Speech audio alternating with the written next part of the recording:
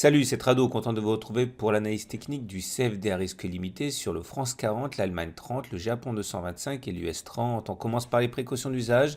Il ne s'agit que d'une analyse technique, pas d'un conseil en investissement et il ne s'agit pas non plus de l'opinion de CMC Markets, mais uniquement la vision des marchés de Tradosaur Trading. Il ne saurait donc s'agir d'aucune manière d'un conseil en investissement. On enchaîne donc avec immédiatement le France 40 en données mensuelles, une bougie égale un mois de cotation. On voit que le consensus des clients CMC est légèrement à l'achat avec 54% de positions acheteuses. On remarquera également que la tendance sur cette unité de très long terme est haussière. Vous voyez, le nuage est ascendant et les cours sont au-dessus de la moyenne mobile à 20 mois.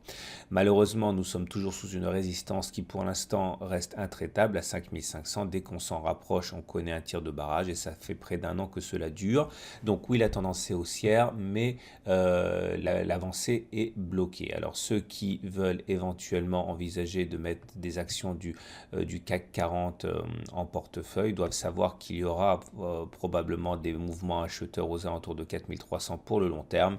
Par contre, les 5500 sont une zone assez délicate à exploiter pour ceux qui voudraient acheter maintenant des actions françaises. Regardez maintenant en données hebdomadaires, une bougie égale une semaine de cotation. On retrouve notre zone rouge ici de résistance qui est clairement un élément bloquant pour l'avancée des cours. 5500 donc, dès qu'on s'en rapproche, on connaît des obstacles. Sur cette unité de temps hebdomadaire, la tendance n'est pas haussière, elle est neutre. Vous le voyez au fait que le nuage comme ça, il est à plat et on est en dessous d'une moyenne mobile à 20 semaines qui monte. Alors pour des données hebdomadaires, pour des données de moyen terme, il faut savoir que ceux qui sont intéressés par acheter des actions françaises, eh bien, trouveront sans doute d'autres investisseurs disposés à le faire aux alentours de 5050 puisque c'est une zone de support. Par contre, les 5500, vous le voyez bien, correspondent à une zone assez difficile à justifier pour ceux qui veulent investir pour le moyen terme. Et cela restera le cas tant que l'on restera bloqué par cette zone rouge. On enchaîne avec l'indice phare allemand. En données mensuelles, la tendance est haussière, vous le voyez bien, on est au-dessus du nuage qui est ascendant. Par contre, la moyenne mobile à 20 mois est de plus en plus travaillée et elle a de plus en plus de mal également à jouer son rôle de support. Elle est fragilisée. Ce mois-ci, ce mois d'août qui vient de se terminer, s'achève avec une clôture sous la moyenne mobile à 20 mois, une fois de plus. Et c'est de plus en plus difficile pour cette moyenne mobile à 20 mois de repousser vers le haut le DAX, l'Allemagne 30.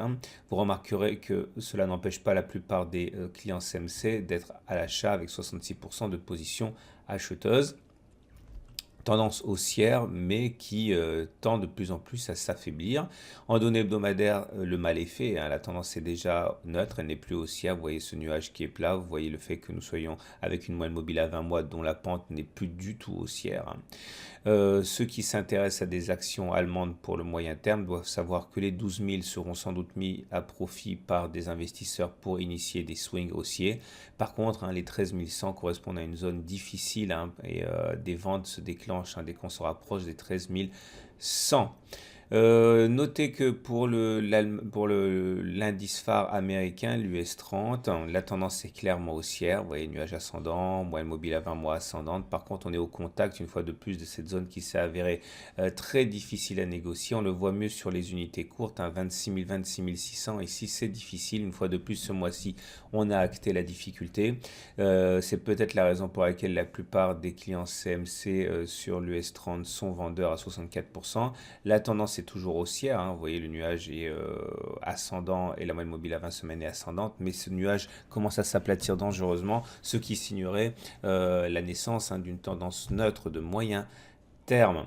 Ceux qui s'intéressent aux actions américaines ou à l'indice américain doivent savoir qu'on est sur une zone à risque ici, où des ventes risquent de se déclencher, comme les 23 600 correspondraient sans doute à une zone intéressante pour de nombreux investisseurs qui voudraient tenter un swing haussier.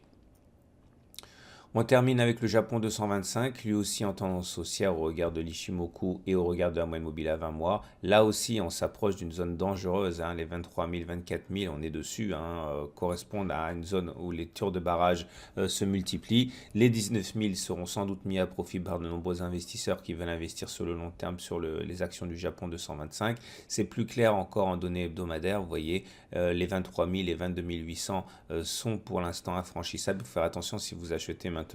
La tendance est, on va dire, légèrement haussière, mais surtout neutre, hein. Regardez le nuage qui est vraiment, vraiment de plus en plus plat.